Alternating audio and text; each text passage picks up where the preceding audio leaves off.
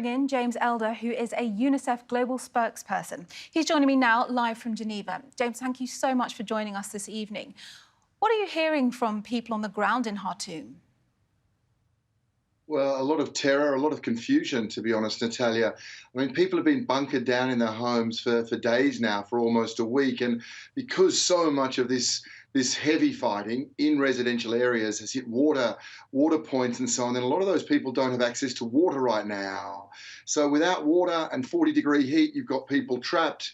They're scared. They know they can't go outside, but they get to a point where they have to make a decision of running out of water in extremely hot conditions and of going outside where this indiscriminate fire, as your correspondent said then just, Natalia, is killing people. So, and as ever, in the middle of this are very, very large numbers of children.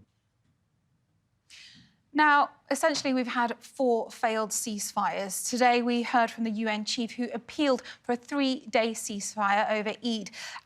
What impact do you think his plea will have?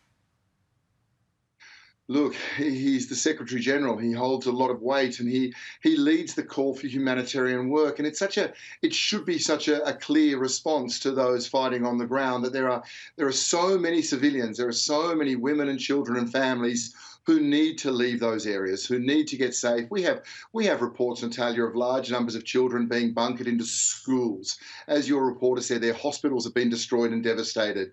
You know, we're talking about millions and millions of dollars worth of vaccines have only got a couple of days left to be kept cold because of this severe lack of fuel to keep generators running and so on. So there's so much reason, there's so much principled reason and practical reason for a ceasefire now. Not least, of course, because the people of Sudan should be able to celebrate Eid right now. So, you know, this is an essential thing for the citizens of Sudan. And again, most critically, those children across the country who are bunkered down, sitting with families, you know, in fearful conditions, not knowing what tomorrow will look like.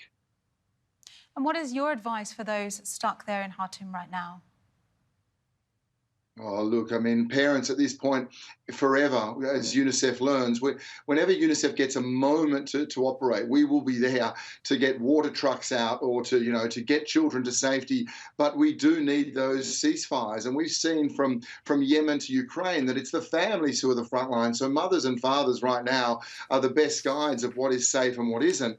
But these things like water concerns and fuel concerns and medical concerns, the people who have an obligation to the citizens of Sudan, those leaders right now who are fighting, they are the ones who need to abide by international humanitarian law and the decency for their people to ensure safety for the very families that you're talking about, Natalia.